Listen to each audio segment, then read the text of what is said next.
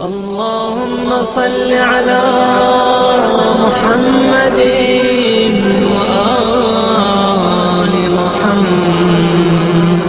جس سوال کا مجھے انتظار تھا وہ بھی آ گیا کہ جناب صغرا کوئی بیٹی تھی کہ نہیں؟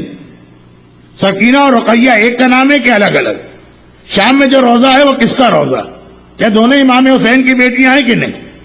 جو علماء حضرت سکینہ کے مدینے جانے کے قائل ہیں ان کے مطابق حضرت سکینہ کی قبر مبارک کہاں؟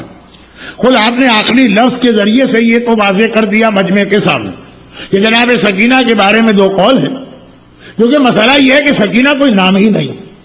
امام حسین کی ساری بیٹیوں کے نام فاطمہ، پھر اس کے بعد پیار سے جو مختلف نام دیے گئے، تو سب سے بڑی بیٹی پیدا ہوئی فاطمہ نام رکھا، جب اس سے چھوٹی پیدا ہوئی تو کبریٰ صغریٰ خود ہی بن گئے، اور جب ان سے چھوٹی پیدا ہوئی تو کبریٰ صغریٰ تو ہو چکا۔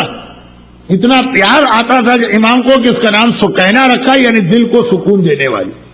اب اس کے بعد روایتیں بہت مختلف، چنانچہ بعض علماء اس بات کے قائل ہیں کہ وہی ایک ہی بچی مدینے کے اندر وہ سکینہ کہلاتی تھی، دل کو سکون دینے والی، کیونکہ امام حسین یہی کہتے تھے۔ وہ بچی آئی، کہا کہ آ گئی میرے دل کو سکون دینے والی۔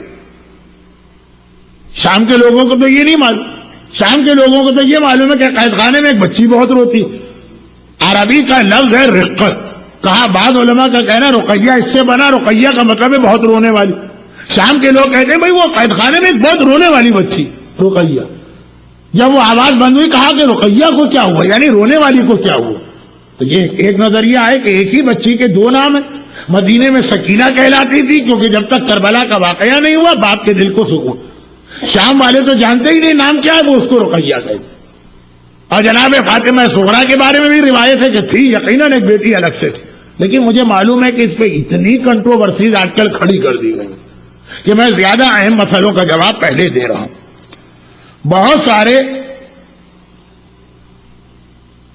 معزز و نامور علماء جناب فاطمہ صغرا کی روایت کو ضعیف مانا، اس کے بارے میں آپ کی کیا رائے؟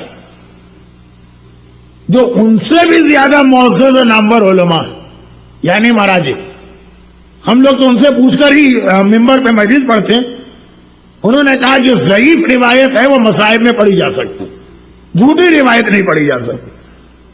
تو علماء نے ضعیف مانا، اس کو جھوٹا نہیں مانا۔ کچھ نے کہا ہوگا کہ ہمارے نزدیک یہ ثابت ہی نہیں، لیکن ایسے بھی علماء ہیں جنہوں نے کہا ثابت۔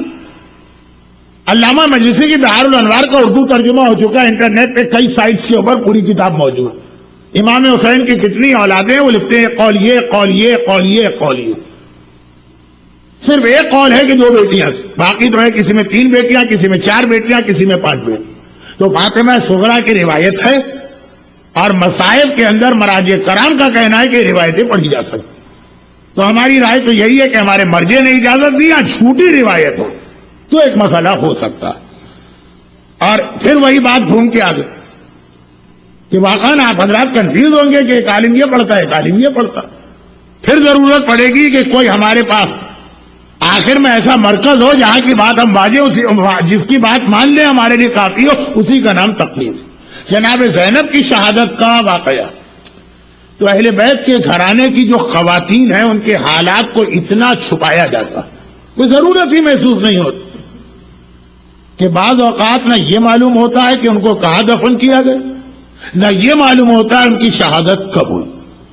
جناب زینب کی وفات کی 3 یا 4 یا 5 تاریخیں شیعہ دنیا میں رائج۔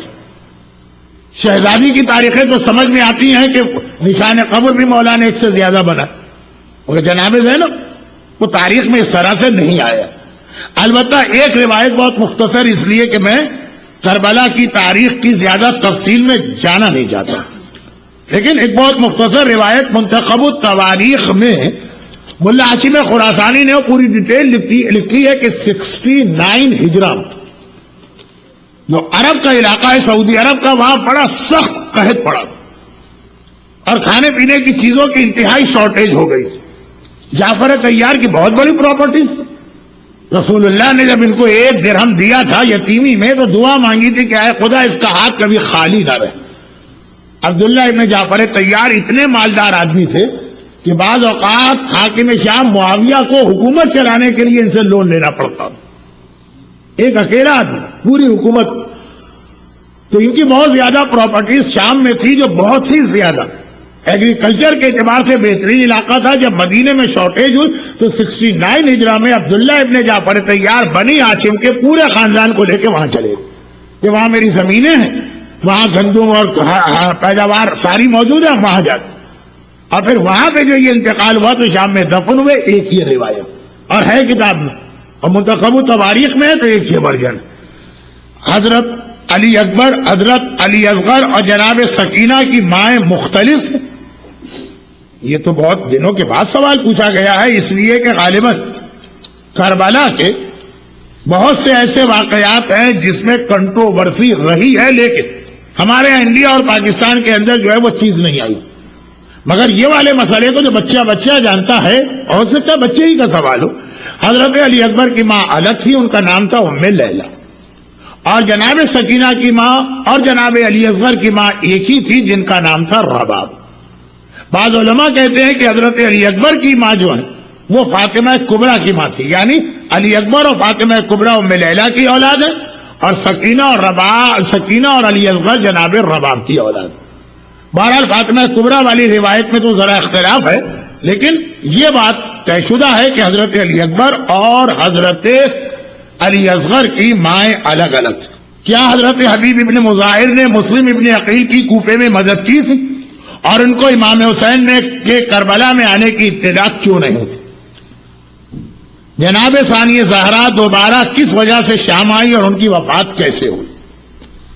یہ بھی وہ دو سوال ہیں جس کے اندر تاریخ میں اس کے ایک سے زیادہ جواب موجود ہیں. جناب حبیب ابن مظاہر کے بارے میں اگر آپ اسے میری پرسوں کی مجلس سے ملائیں تو یہ سوال پھر ذرا مشکل سوال بنے گا. پرسوں کی مجلس یہ تھی کہ حبیب ابن مظاہر کو غیب کی خبریں تھیں.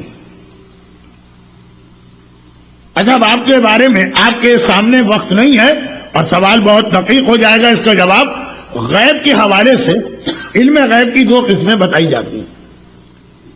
ایک علم غیب حضور، یعنی کسی کو علم غیب ہے اور ہر وقت اس کو معلوم. ایک یہ کہ کسی کے پاس علم غیب ہے لیکن اگر اسے کسی چیز کے بارے میں معلوم کرنا ہو تو کچھ کیلکولیشن اور حساب کرنا پڑے گا. علم ہے اس کے پاس لیکن ایسا نہیں ہے کہ ساری کائنات کھلی کتاب کی طرح. جیسے فرض کیجئے کہ آپ کے پاس ساری معلومات ایک سی ڈی میں ہے لیکن آپ کو اسے کمپیوٹر کے اندر ڈاؤن لوڈ کر کے کلک کر کے وہ ساری چیزیں آپ کو ملے گی.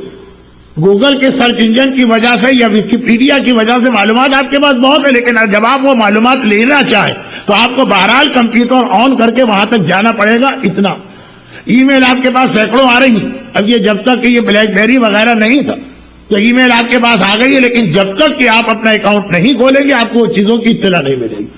علم غیب کی ایک قسم یہ جس کے بارے میں بعض آج کل کے ینگسٹر کہتے ہیں کہ امام کے پاس بھی اس قسم کا تھا کہ ہر چیز ہر وقت ان کے سامنے نہیں ہے لیکن جب چاہے معلوم کر سکتے ہیں.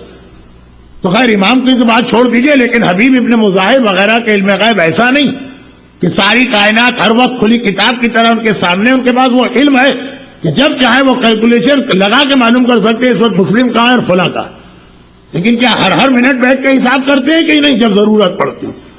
جناب حبیب ابن مظاہر کے بارے میں دوسری روایت یہ کہ چونکہ ان کا اپنا قبیلہ جو تھا کوفے میں نہیں رہتا، جب مسلم ابن عقیل کوفے آئے تھے تو کوفے سے باہر گئے ہوئے. جیسے مختار بھی کوفے سے باہر تھے اور جب واپس آئے تو مسلم مارے جا چکے. تو حبیب ابن مظاہر جب آئے تو مسلم ابن عقیل شہید ہو گئے تھے. اور جیسا کہ میں نے کہا وہ جب چاہتے معلوم کر لے.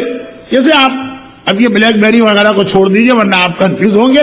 آپ جب چاہے ٹیلی فون اٹھا کے پوچھ سکتے ہیں کراچی میں کہ آپ کے بھائی اس وقت کہاں ہیں، لیکن آپ روز تو نہیں پوچھتے ہیں نا، جب ضرورت پڑتی ہے تب پوچھتے ہیں. اس ٹائپ کا علم غیب غیر معصوم کے پاس ہوتا ہے.